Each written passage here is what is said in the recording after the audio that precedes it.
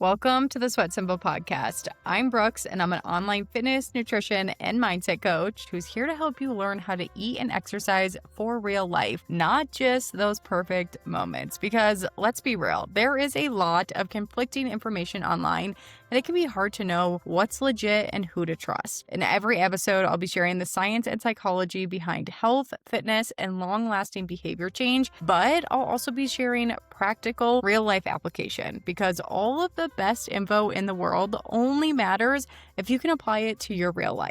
So grab a coffee, water, glass of wine, or lace up your walking shoes, and let's dive in. Hello, you guys. Welcome back to the Sweat Simple podcast. I feel like I haven't recorded a podcast in a minute, so it feels nice to be back here after the holidays. And before we even jump in, I want to let you guys know, because you are my loyal podcast listeners. I know you like this long form content. You don't just want to binge that quick social media content. You truly want to make changes that are going to stick this year.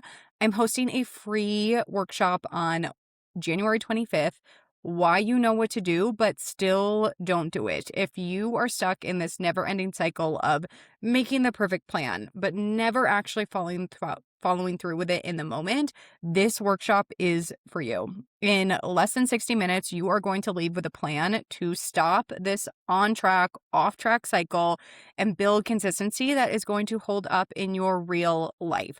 I'm talking busy weeks, stressful days, weekends, everything that feels really hard to follow through, you will learn how to be consistent in. So if that sounds like what you need, if you are ready to be consistent in 2026 and make fat loss feel a heck of a lot easier, head to the show notes and you can register for it in the show notes. It is completely free to join, and I hope to see you guys all there. So now let's dive into the episode. This is a fun personal episode. If you guys aren't following me on social media, maybe you don't know, but I am currently pregnant. I am excited. Michael and I are expecting our first baby in June of this year. And I honestly owe you guys an update, because last time I shared a little bit more about my journey about getting off birth control and like my hormone updates. That was in March, I believe. So March of last year, almost a year ago.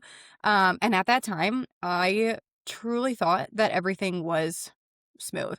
And I do want to give the caveat before we get deeper into this episode that if, fertility is a sensitive topic for you right now, totally understand if you want to press pause on this episode. I am going to be sharing a little bit more about, my hormone journey and kind of what this all looked like for me.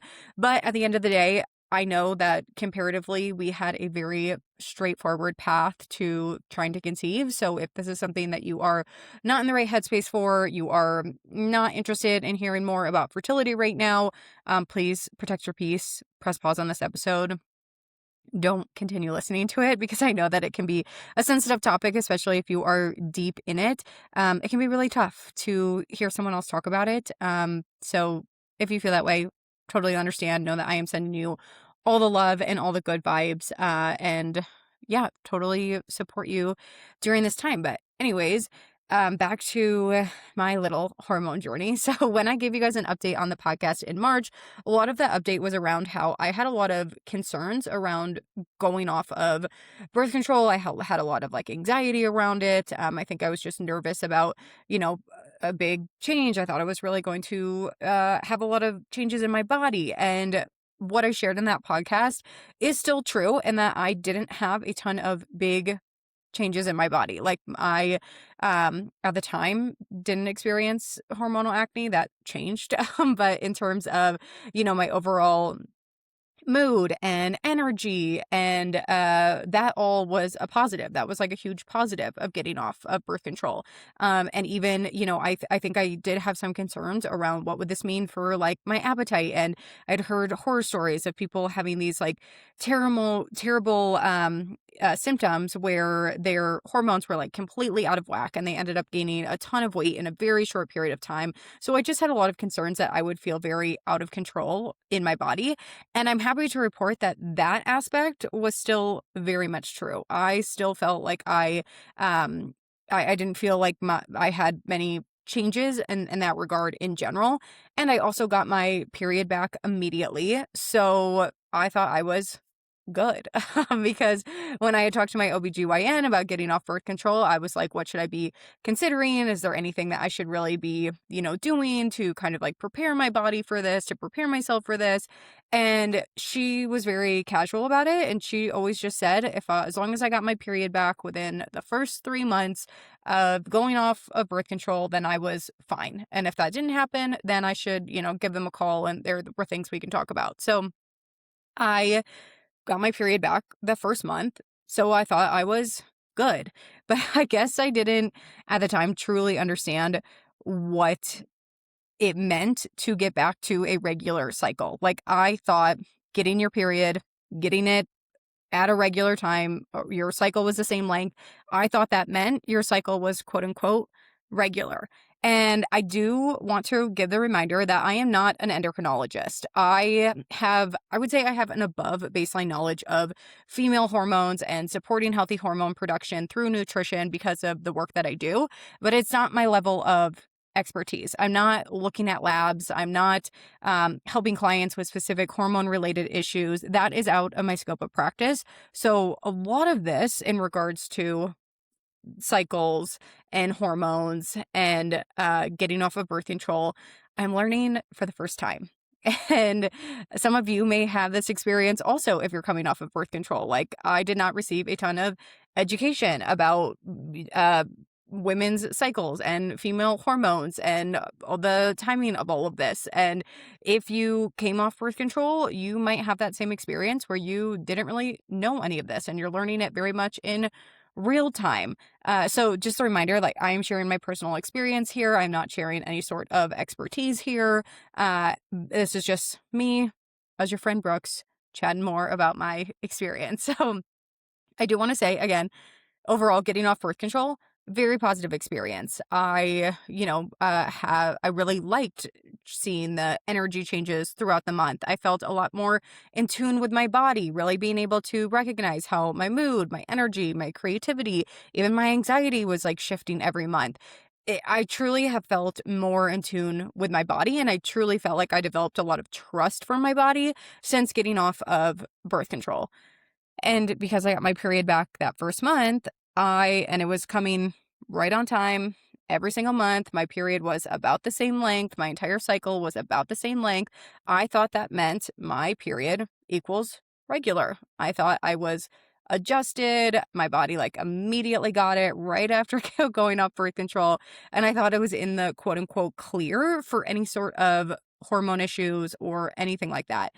And I guess I won't say hormone issues. I should say hormone challenges maybe, or things I basically needed to figure out. So I have since now learned that on average, the research shows that it takes 9 months after going off of birth control for your cycle to fully return to normal. And that does not just mean getting your period regularly like I thought.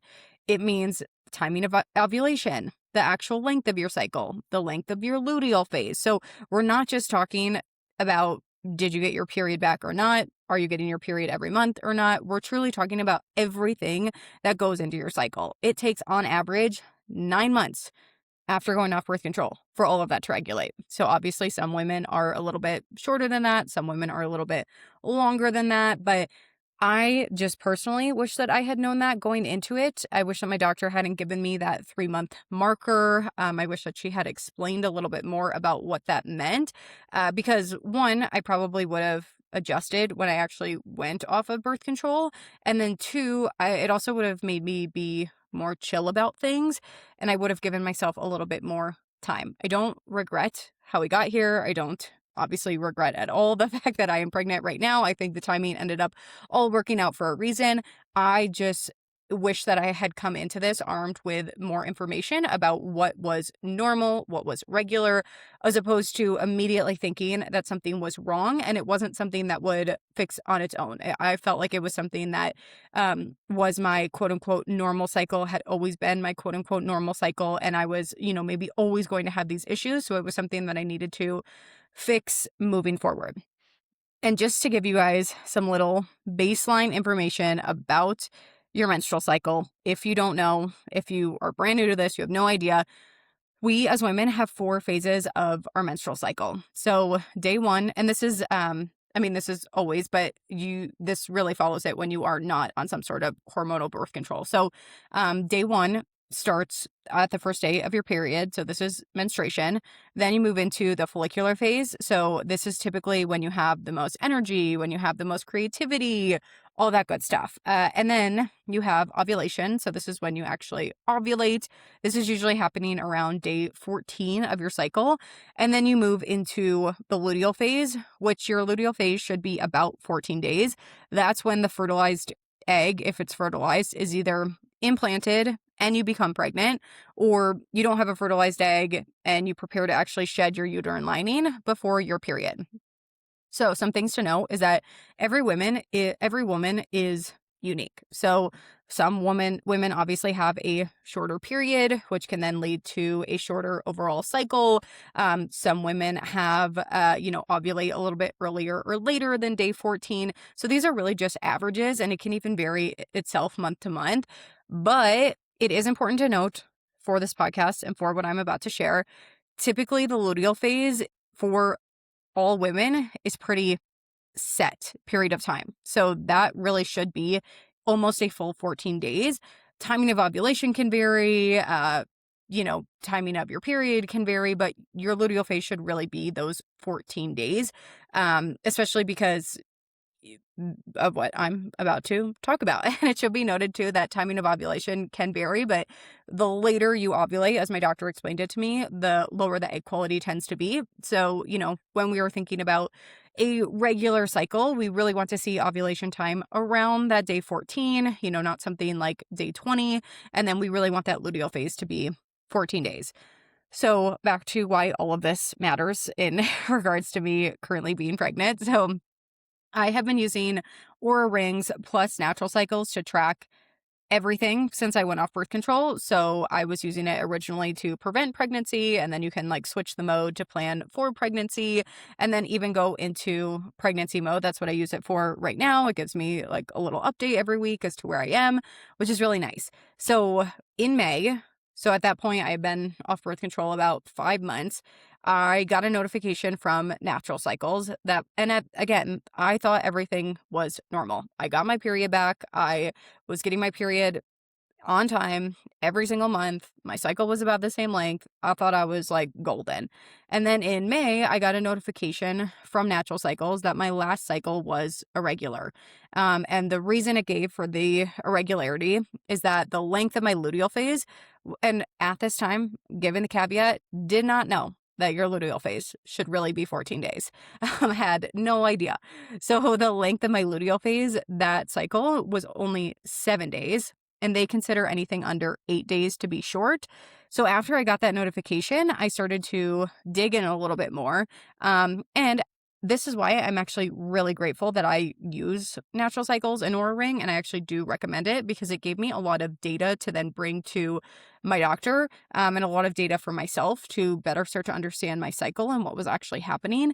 And I feel like I caught this a lot earlier than if I had not been using anything to track my cycle, especially because I just didn't know this information. So I started to look back at my previous cycles, and I realized that my luteal phase was always around 8 days. And I started doing some research, and I realized that if you're trying to get pregnant, that is not great for your luteal phase to only be 8 days, because during that luteal phase is when the egg actually implants. So we'd really want it to be close to those full 14 days so that if the egg is fertilized, it has enough time to implant.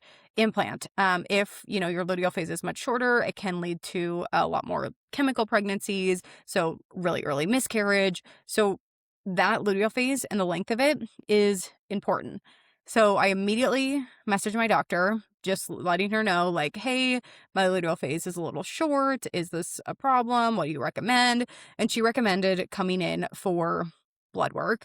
And when I came in for that blood work, she wanted to look at a variety of my hormones, typically mostly my progesterone, but they also wanted to look at my thyroid, all that stuff. And She explained to me at that initial appointment that based on the length of my cycle, which I was having a shorter cycle because my luteal phase was so short, I think it was like um 24 days maybe.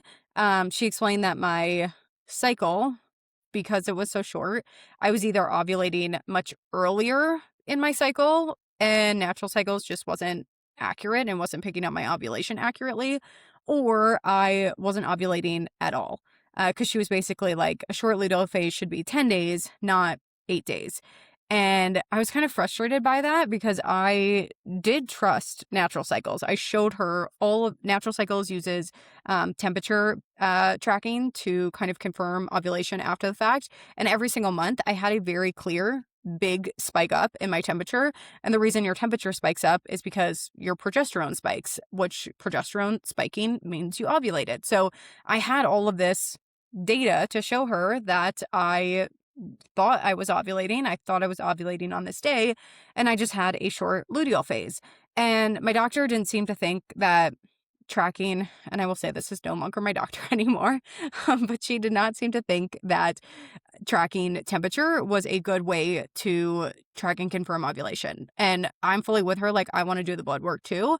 But she just kind of dismissed all of the data that I shared with her and was like, you're either not ovulating or this data is not accurate. So this was a random day in my cycle that she took the blood work and got the results back.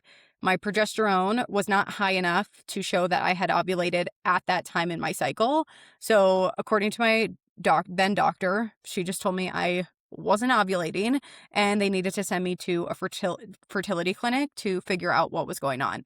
And I do feel very lucky that our fertility journey ended up being very low level comparatively, but I do just want to talk about the mental and physical load of having any sort of non-traditional or non-easy path to conceiving, like immediately having to figure out, would any type of this, and especially because my doctor said I was not ovulating, I thought it was going to be pretty extensive, fertility treatment. So immediately having to figure out, like, would any of this be covered? Michael and I are both self-employed, so probably not.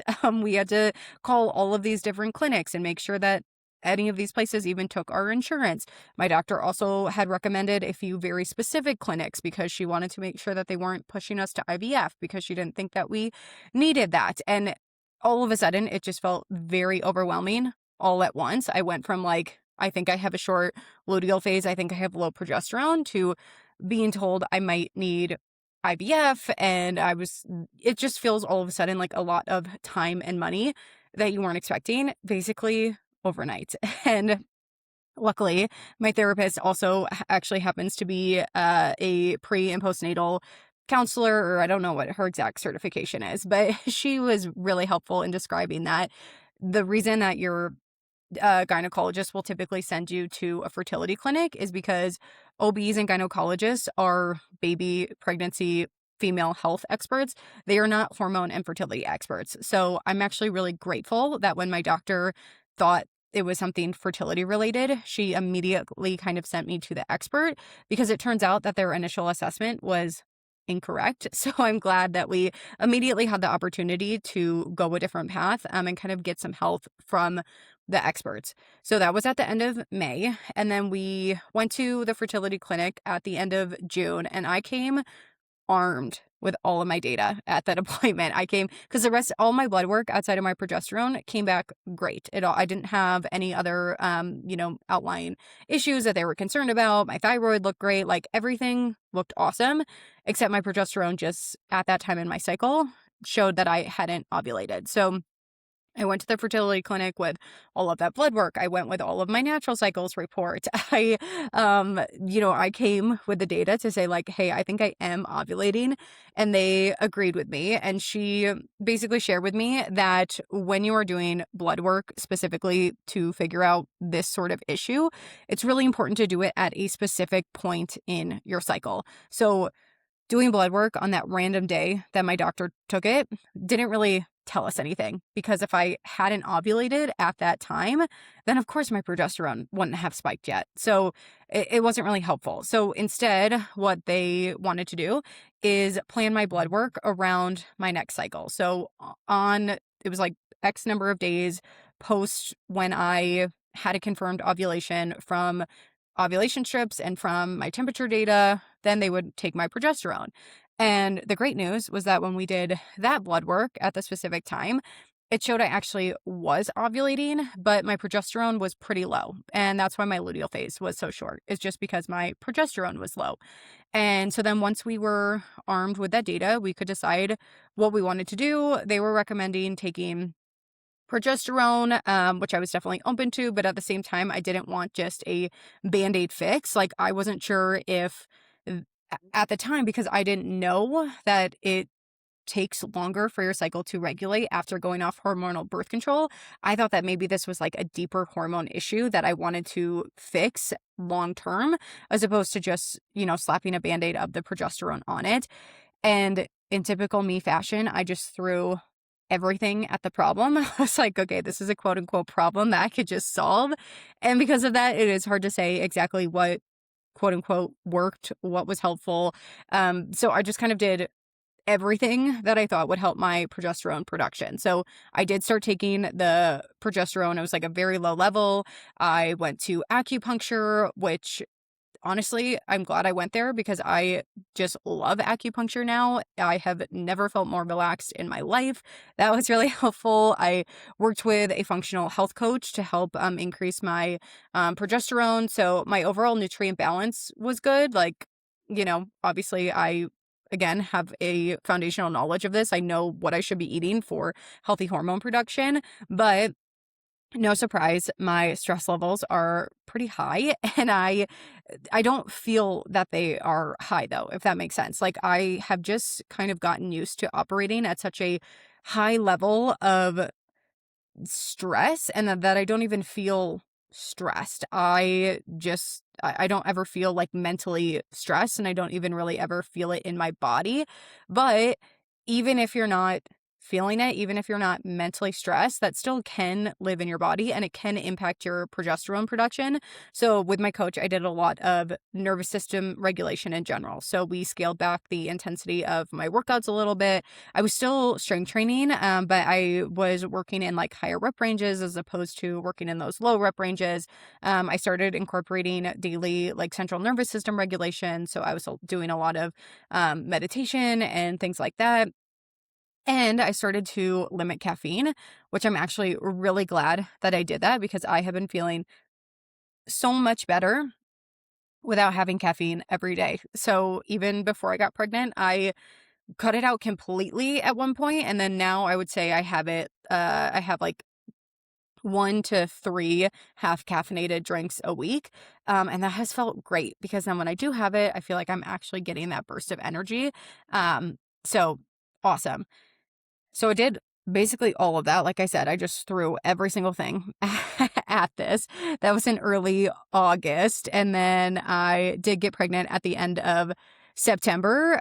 So take all of this with a grain of salt because I don't know if my body, because at that point, it had been 9 months since I got off birth control. So my body at that point, according to the research, on average, that is when my cycle should have regulated.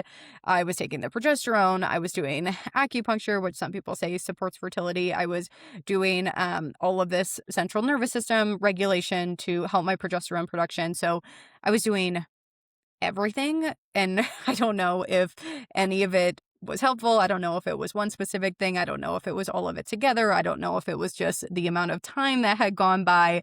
But all of that to say, I'm still glad for this process, even though it ended up being different than what we thought. And especially that initial shock, I would say in June when my doctor told me that I wasn't ovulating, it did feel like we had to, and me personally, had to really shift my expectations around timing, and also releasing control.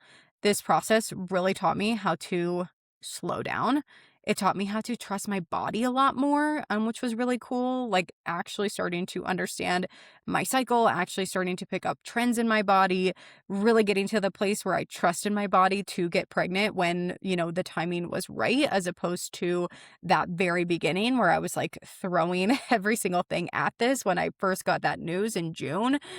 So really learning to trust my body after a couple months. And then most importantly, I think was just releasing that control.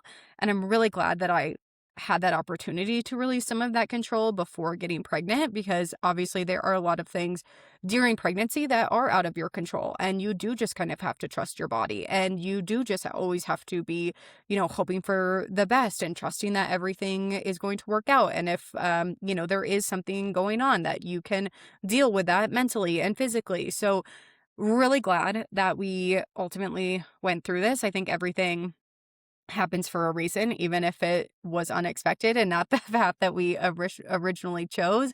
And also very, very grateful that it ended up being pretty straightforward, as opposed to, I know so many people, and I am feeling for you if this is you, are going through, multiple year-long fertility journeys, going through higher level fertility treatment, still facing a lot of unknowns. So I am feeling for you, and I feel, grateful and lucky that ultimately we ended up being a little bit more straightforward than initially I had planned.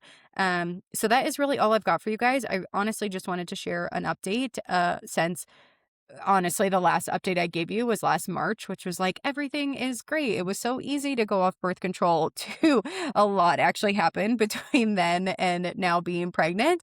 And you guys are my besties. You guys are my crew. I felt like I owed you a little bit of an update as to what had been going on behind the scenes.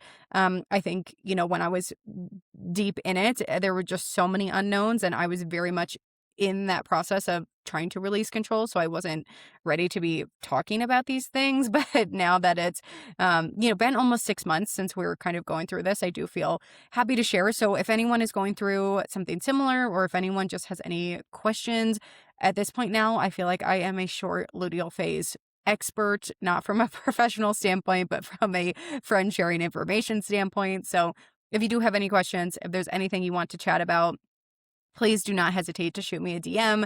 My DMs are always open. I want to keep sharing my experience. I want to connect with anyone who is going through this, or pregnant right now, or postpartum, or whatever it might be. So please don't hesitate to reach out. But in general, thank you guys always so much for being here. I always pick one person every single month to win a free personalized fat loss blueprint with me. All you have to do is screenshot this episode, share it on your stories, and tag me, or leave a review. I pick one person every single month to get that opportunity to work with me one-on-one. And all you have to do is share this podcast and spread the love. So thank you guys so much for being here. I am so excited because next week we are talking all about how to follow through with your health goals consistently. And I'll talk to you guys later.